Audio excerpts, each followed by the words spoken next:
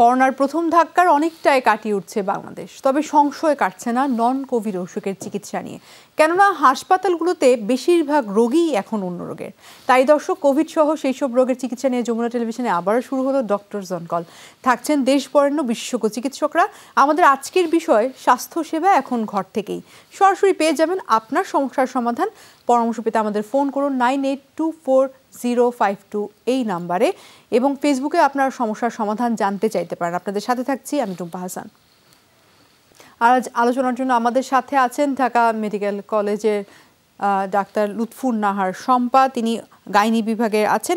আমরা আমাদের অতিথিকে স্বাগত জানাচ্ছি।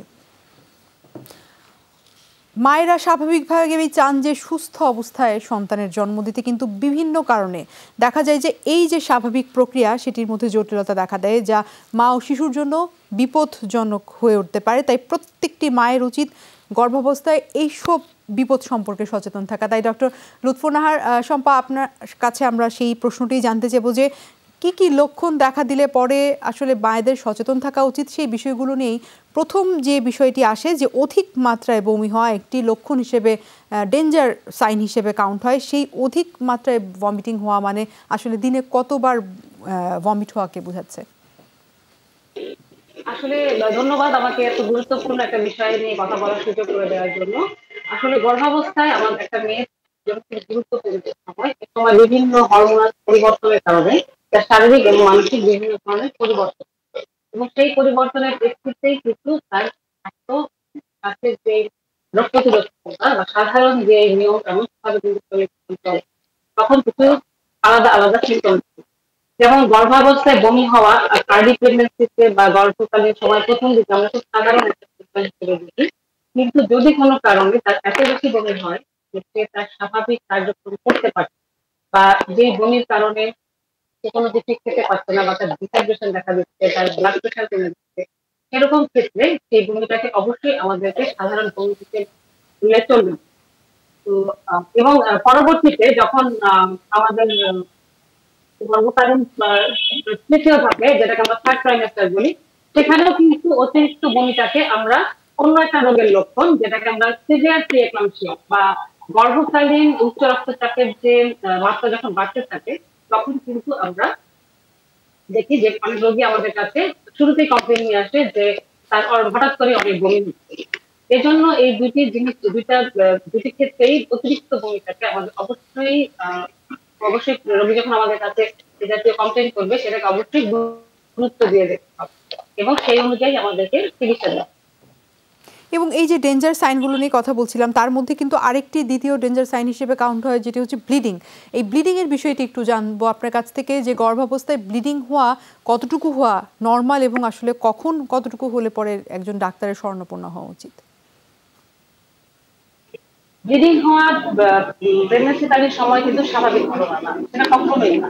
যখনই কোনো রোগী তার ব্লিডিং দেখবে, তার গর্ভকালীন প্রথম থেকে হোক বা শেষের থেকে হোক, প্রত্যেক ক্ষেত্রে তাকে অবশ্যই চিকিৎসা করতে হবে। প্রথম দিকে যখন তার ব্লিডিং হয়, মানে প্রেগন্যান্সির প্রথম 3 মাস, সেই 3 মাস নয়, সরি, প্রথম 6 মাস, তখন কিন্তু আমরা সেটাকে বলি অ্যাবর্শন বা মিসক্যারেজ। সেটা এক ধরনের প্রবলেম। আর পরের 4 মাস যে ব্লিডিংটা হয়, সেটাকে আমরা বলি সাধারণত প্রসবকালীন রক্তপাত বা অ্যান্টিপার্টাম হেমারেজ, সেটাও কিন্তু একটা ইমার্জেন্সি সিচুয়েশন। সেক্ষেত্রে অবশ্যই অবশ্যই যত মাত্রারই ব্লিডিং হোক না কেন, ব্লিডিং হলে সাথে সাথে হাসপাতালে বা চিকিৎসকের শরণাপন্ন। এই যে আপনি একটু আগে বলছিলেন হাই ব্লাড প্রেশারের সমস্যার কথাটি, এই হাই ব্লাড প্রেশারের সমস্যা গর্ভাবস্থায় আসলে মায়ের জন্য কতটা ঝুঁকি বয়ে আনতে পারে, এবং এর সাথে আসলে প্রি অ্যাক্লাম্পসিয়ার কোনো সম্পর্ক আছে কিনা? আসলে গর্ভকালীন উচ্চ রক্তচাপ যেটা, সেটা সাধারণত আমরা রোগীর প্রেগন্যান্সি যখন 20 সপ্তাহ অতিক্রম হয়, আগে কোনো রোগীর যদি নর্মাল ব্লাড প্রেশার থাকে, সেরকম রোগীর ক্ষেত্রে 20 সপ্তাহ পরে যেই ব্লাড প্রেশার যদি বৃদ্ধি পায়, সেটাকে আমরা সাধারণত বলি গর্ভকালীন উচ্চ রক্তচাপ। সেই উচ্চ রক্তচাপের আবার বিভিন্ন ভাগ রয়েছে। যখনই উচ্চ রক্তচাপের সাথে ইউরিনের সাথে প্রোটিন যাওয়া শুরু করবে, তখন আমরা সেটাকে বলি প্রিএক্লাম্পসিয়া। এটা অবশ্যই একটা সিরিয়াস কন্ডিশন যে কোনো মায়ের জন্য। কারণ এই সময় যদি তার রক্তচাপ কন্ট্রোলে রাখা না হয়, তাহলে কিন্তু সেটা মা এবং গর্ভস্থ সন্তান দুজনের জন্যই বেশ ক্ষতির কারণ। মায়ের ক্ষেত্রে সেটা প্রেশার বাড়তে বাড়তে তার বিভিন্ন সিস্টেমেও যেমন ইনভলভ করতে পারে, সেই সাথে সাথে আমরা এটার অতিরিক্ত মানে সিভিয়ার সিচুয়েশন যেটাকে এক্লাম্পসিয়া, যে সময় রোগী খিঁচুনি জড়িয়ে পড়ে। তো মায়ের ক্ষেত্রে এই সমস্যাটা হতে পারে, সেই সাথে বাচ্চার ক্ষেত্রে তার ওজন সঠিকভাবে বৃদ্ধি না পাওয়া, তার গ্রোথ ঠিক মতো না হওয়া, এবং অনেক সময় যদি প্রেশার অতিরিক্ত বেড়ে যায় সেক্ষেত্রে কিন্তু বাচ্চা মারাও যেতে পারে। তাই যখনই রক্তচাপ বেশি থাকবে কোনো মায়ের, সেই মায়ের ক্ষেত্রে অবশ্যই রেগুলার চেক আপে আসতে হবে, বরং অন্যান্য মায়েদের তুলনায় তাকে আরো ঘন ঘন রেগুলার এন্টিনাটাল চেক আপ বা প্রসব পূর্ববর্তী যে চেক আপ, সেই চেক আপ নিয়মিত একটা রেগুলার চেক আপের মধ্যে থাকতে হবে। আলোচনা আমরা আবারও ফিরে আসতে চাই, কিন্তু একটা ছোট্ট বিরতির সময় হয়েছে। ডক্টর জন কল থেকে নিচে ছোট্ট একটা বিরতি, ফিরছি একটু পর, আমাদের সাথেই থাকুন।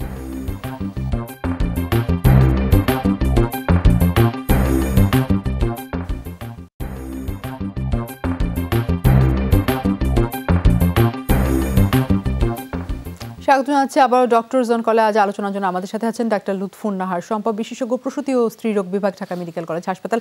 ডক্টর লুৎফুন নাহার শম্পা, আপনাকে স্বাগত জানাচ্ছি আবারও। আমরা ডেঞ্জার সাইন্সগুলো নিয়ে কথা বলছিলাম গর্ভাবস্থায়। এই পর্যায়ে জানতে চাইব যে গর্ভাবস্থায় পেটে ব্যথার নানাবিধ কারণ থাকে আমরা জানি, কিন্তু আসলে কখন বা ব্যথার পরিমাণ কতটা বেশি হলে একজন ডাক্তারের শরণাপন্ন হবেন মা?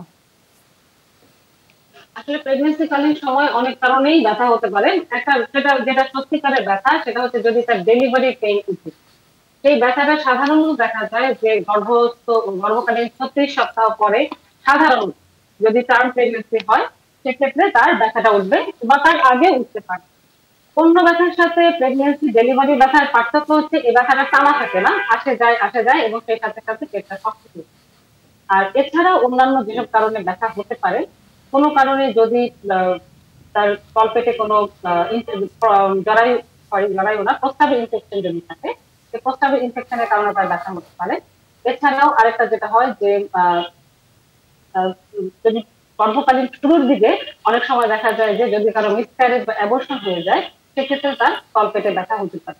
এছাড়াও গর্ভকালীন শুরুর দিকে, একদম প্রথম দিকে অনেক সময় দেখা যায় টিউবে যদি প্রেগনেন্সি হয়, যেটাকে আমরা একটোপিক প্রেগনেন্সি বলি, সেক্ষেত্রেও কিন্তু অনেক সময় তীব্র ব্যথা হয় পেটে এবং সেক্ষেত্রে রোগী অনেক সময় অজ্ঞান হয়ে যায়। তো এই ব্যথাগুলোর তীব্রতা এত বেশি যে রোগী আর সে ব্যথাটা সহ্য করতে পারে না এবং সাথে সাথে ভিতরে ইন্টারনাল হ্যামারেজ হয়। তো এই জাতীয় ব্যথাগুলাই সাধারণত প্রেগনেন্সিতে হয়।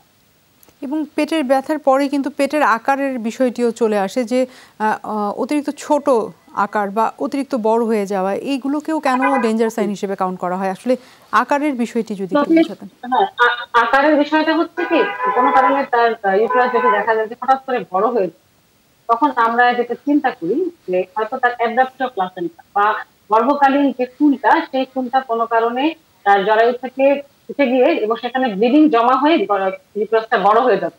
যেটা আমাদের আরেকটা যে আমরা যে শুনলাম যে গর্ভকালীন রক্তপাতের যে বিষয়টা, সেটার সাথে জড়িত। কোনো কারণে যদি তার প্রি এক্লাম্পসিয়া বা উচ্চ রক্তচাপ থাকে অনেক সময়, অথবা কেউ যদি কোনো কারণে ব্যথা পান, পেটের উপরে কোনো কারণে আঘাত লাগে এবং সে কারণে যদি তার অ্যাডাপ্টর প্লাসেন্টা ডেভেলপ করে, সেক্ষেত্রে অনেক সময় তার জরায়ুটা হঠাৎ করেই বড় হয়ে যেতে পারে। সেক্ষেত্রে সাথে সাথে কিন্তু পেটে ব্যথাও হবে, কারণ হঠাৎ করে পেট বড় হয়ে যাচ্ছে এবং পেটের ভেতরে রক্ত জমাট বাঁধছে। তো সেই কারণে সেই সাথে মা রক্তপাতের সাথে সাথে পেটে প্রচন্ড ব্যথারও কমপ্লেন করে। জি, আমাদের সাথে এরই মাঝে একজন দর্শক যুক্ত হয়েছেন, আমরা তার কাছ থেকে একটু প্রশ্নটি নিয়ে আসতে চাই, আলোচনা আবারও ফিরবো। দর্শক কে বলছেন, কোথা থেকে বলছেন, নাম বলে প্রশ্নটি করুন। জি, আসসালামু আলাইকুম। জি, ওয়ালাইকুম সালাম, বলুন। আমি তাহমিনা বগুড়া থেকে বলছিলাম। জি বলুন তাহমিনা। আচ্ছা, সমস্যাটা হচ্ছে আমার বাচ্চা হলো এটা 5.5 মাস। তো আমি ফ্যামিলি প্ল্যানিং এর জন্য গিয়েছিলাম, ওখানে বললো 6 মাসের মধ্যে বাচ্চা যদি বুকে দুধ খায় তাহলে বাচ্চার কনসেপ্ট হবে না। এখন আমি ফ্যামিলি প্ল্যানিং এ যাওয়ার পরে তো ওনারা কোনো কিছু দেয় নাই, ইঞ্জেকশন কিংবা ট্যাবলেট আমাকে কোনো কিছু দেয় নাই। বললো যে এটাতে বুকে দুধে কিন্তু চলবে, বাচ্চা যদি খায় বাচ্চা কনসেপ্ট হবে না। তাহলে এই মাসে 18 তারিখে আমার মেনস্ট্রুয়েশন পিরিয়ড হওয়ার কথা ছিল, কিন্তু 18 তারিখে আমার শুরু হয় নাই। তাহলে আমি এখন কি করব? এখন আমি কি প্রেগন্যান্সি টেস্ট করব? আচ্ছা ঠিক আছে, আপনি শুনতে থাকুন, আমরা ফিরছি ডক্টর লুৎফুন নাহার শম্পা আপনার কাছে।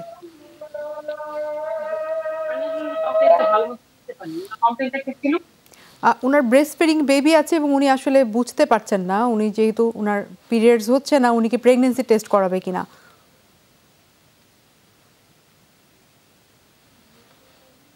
আপনি আমাকে শুনতে পাচ্ছেন?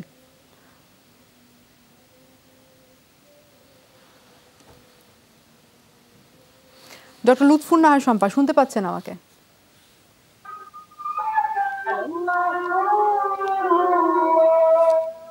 ডক্টর লুৎফুন নাহার শম্পা আমাকে শুনতে পাচ্ছেন আপনি?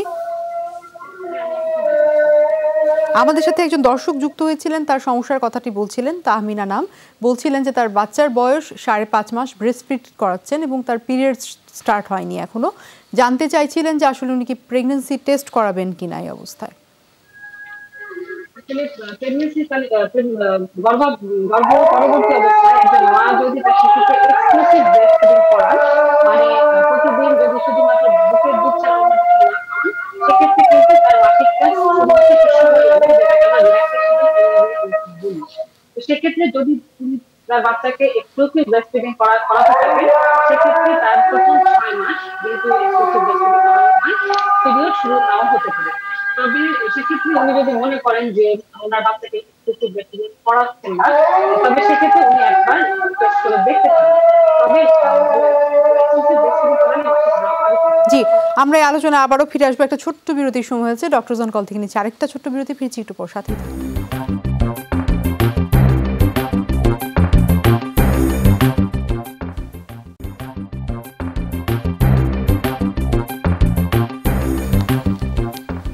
স্বাগত জানাচ্ছি আবারও ডক্টর জন কলেজ। আমাদের সাথে আছেন ঢাকা মেডিকেল কলেজের প্রসূতি ও স্ত্রীরোগ বিভাগের বিশেষজ্ঞ ডক্টর লুৎফুন নাহার শম্পা।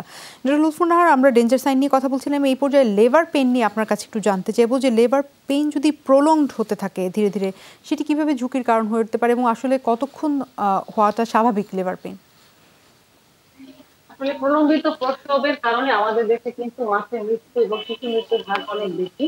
সেই জন্য আমরা সবসময় কিন্তু যে কোনো মাকেই ডেলিভারি পেইন ওঠার সাথে সাথে বা পানি ভেঙে যাওয়ার সাথে সাথে হাসপাতালে চলে আসার পরামর্শ দিই।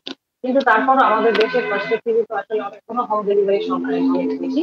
যদি দেখা যায় যে 12 ঘন্টার বেশি তার প্রসব বেদনা রয়ে যাচ্ছে, তবে আমরা তাদেরকে বিলম্বিত প্রসব চিকিৎসা করতে হবে এবং অবশ্যই নিকটস্থ হাসপাতালে রোগীকে নিয়ে যেতে। আরেকটি বিষয় তো দেখেও বাচ্চার মুভমেন্ট যেটিকে আমরা বলি, সেটি দেখেও তো আসলে বোঝা যায় যে গর্ভস্থ সন্তান ঠিক আছে কিনা। সেক্ষেত্রে গর্ভস্থ সন্তান কোন প্রাইমেস্টার থেকে মুভ করা শুরু করে এবং মুভমেন্ট আসলে কতবার কাউন্ট করবে একজন মা? গর্ভস্থ সন্তান আসলে মুভমেন্টটা মা বোঝা শুরু করে যদি তার প্রথম সন্তান হয়, সেক্ষেত্রে 20 সপ্তাহের পর থেকে, এবং যদি তার দ্বিতীয় বা পরবর্তী সন্তান হয়, অনেক মা কিন্তু 16 সপ্তাহের পর থেকেই বাচ্চার মুভমেন্টটা সাধারণত বুঝতে পারে। এবং বাচ্চার মুভমেন্ট কিন্তু একটা খুব ভালো সাইন মায়ের বোঝার জন্য যে গর্ভস্থ সন্তান বাচ্চা সাধারণত কতবার মুভ করে, অনেকবার মুভ করতে পারে। তো মায়ের বোঝার কাউন্ট করার চিন্তার জন্য আমরা দুইটা ভাবে তাদেরকে শিখিয়ে দিই। সহজ যে পদ্ধতিটা হচ্ছে যে 3 বেলা খাবার, সকালের নাস্তা, দুপুরের খাবার এবং রাতের খাবার। খাবার খাওয়ার পরে 1 ঘন্টায়, প্রতি 1 ঘন্টায় যদি বাচ্চা 4 বার করে মানে 3 4 12 বার করে, তাহলে আমরা যদি এবং অন্যান্য সময় বাচ্চার ভর্তি খেয়াল রাখবে, কিন্তু কাউন্ট করার প্রয়োজন। আর আরেকটা উপায় হচ্ছে যে 12 ঘন্টা, সকাল 8টা 9টা থেকে পরবর্তী সকাল 8টা বা 9টা পর্যন্ত মোট 12 ঘন্টায় যদি 10 বার গর্ভস্থ সন্তান 10 বার নড়ে, সেটাকেও আমরা স্বাভাবিক হিসেবে তুলে দিই। তো যে মায়ের যেভাবে সুবিধা সেভাবে তার কাউন্টটাকে লক্ষ্য রাখি। কোনো কারণে যদি বাচ্চার কাউন্ট কম মনে হয়, তবে অবশ্যই সাথে সাথে শরণাপন্ন হতে হবে। জি, ধন্যবাদ। আমাদের সাথে এর মাঝে আরেকজন দর্শকও যুক্ত হয়েছেন, আমরা প্রশ্ন নিতে চাই। দর্শক কে বলছেন, কোথা থেকে বলছেন, নাম বলে প্রশ্নটি করুন। জি, আমি শাকিলা বলছি ঢাকা থেকে। বলুন। তো আমার প্রেগন্যান্সি 33 সপ্তাহ চলছে। এখন গত 3 দিন আগে আমি গ্লুকোজ টেস্ট করেছি, আমার গ্লুকোজ লেভেল এসেছে 12.5, কিন্তু এর আগে আমার গ্লুকোজ লেভেল নরমাল ছিল। তো এখন আমার বেবির ওয়েটও আসছে 2 কেজি 300 গ্রাম। তো আসলে এটা কি চিন্তার কোনো বিষয়, বা এই যে ডায়াবেটিসটা সেটা কি শুধু প্রেগন্যান্সি কালীন নাকি প্রেগন্যান্সির পরেও কন্টিনিউ করবে? আর আমার এটা আমার সেকেন্ড বেবি, আমার ফার্স্ট বেবির বয়স 4 বছর। আচ্ছা, ঠিক আছে, আপনি শুনতে থাকুন, আমরা ফিরছি ডক্টর লুৎফুন নাহার আপনার কাছে। আপনার এখন গর্ভাবস্থা হচ্ছে 33 সপ্তাহ এবং ব্লাড সুগার 12.5। এই কন্ডিশনটাকে আমরা বলে থাকি গেস্টেশনাল ডায়াবেটিস মেলিটাস বা গর্ভকালীন ডায়াবেটিস। তো যদি উনি আগে ডায়াবেটিস না হয়ে থাকে এবং এখন ডায়াবেটিসটা হয়, সাধারণত দেখা যায় যে এই রোগীদের ক্ষেত্রে আমাদেরকে ব্লাড প্রেশারটা কন্ট্রোলে আনতে হবে, তাহলে এটা মা শিশু দুজনেরই কিন্তু বেশি ক্ষতি করবে। কারণ 33 সপ্তাহে 2 কেজি 300 গ্রাম ওজন খুব বেশি বাড়েনি, কিন্তু কোনো কারণে যদি তার ডায়াবেটিসটা কন্ট্রোলে রাখা না হয়, তাহলে কিন্তু গর্ভস্থ সন্তানও আকারে বড় হয়ে যায় এবং তার বেশ কিছু সমস্যা থাকে, সেই সাথে মায়েরও বেশ কিছু সমস্যা দেখা দিতে পারে। এই জন্য এই গর্ভকালীন যে ডায়াবেটিসটা সেটাকে আমাদের অবশ্যই ডায়েট এবং ইনসুলিনের মাধ্যমে, সাধারণত গর্ভকালীন ডায়াবেটিসের মাধ্যমে কন্ট্রোলে আনতে হবে। এবং সাধারণত দেখা যায় যে ডেলিভারির পর এই ডায়াবেটিসটা সাধারণত নরমালে চলে আসে, তবে সেক্ষেত্রে রেগুলার আমাদের যে প্রসব পরবর্তী যে ফলো আপ ভিজিটটা হয় সেই ভিজিটটা রেগুলার করতে হবে। এবং যদি কোনো কারণে ডায়াবেটিসটা কন্ট্রোল নাও হয়ে থাকে, সেক্ষেত্রে তোমাকে কেন্দ্রে চিকিৎসা। জি, ধন্যবাদ। আমাদের একদম শেষ পর্যায়ে চলে আসছি। ছোট্ট করে একটু জানতে যাবো যে প্রেগনেন্ট মায়েদের জন্য এই করোনা মহামারীর সময়টা আসলে কতটুকু সাবধানে থাকা উচিত এবং কি কি সতর্কতা মেনে চলা উচিত? যেটা বললাম, মায়েদের করোনা ভাইরাস এবং এটা মায়ের শরীরে বিভিন্ন ধরনের এখনো খুব বেশি প্রমাণিত না করলেও তার সাবধানে, এই জন্যই সবসময় বাড়িতে থাকা খুব বেশি প্রয়োজন থাকলে বাইরে না যাওয়া, খুব প্রয়োজন হলে অনলাইনে চিকিৎসকের সাথে কথা বলা বা ফোনে যোগাযোগ করা। কিন্তু যদি প্রয়োজন হয়, যদি দেখা যায় যে মার ব্যথা উঠেছে বা পানি ভেঙে গেছে বা বাচ্চার মধ্যে একদম প্রয়োজন ছাড়া এই মুহূর্তে একদমই বের হওয়াটা ঠিক হবে না। অসংখ্য ধন্যবাদ আপনাকে ডক্টর লুৎফুন নাহার শম্পা, আপনার মূল্যবান সময় থেকে আজ আমাদের সময় দিয়েছেন। আর দর্শক, এই ছিল ডক্টর জোন কলে আজকের আয়োজনে। দেখা হবে আগামী কোনো পর্বে, ততক্ষণ পর্যন্ত আপনারা সবাই ভালো থাকুন, সুস্থ থাকুন।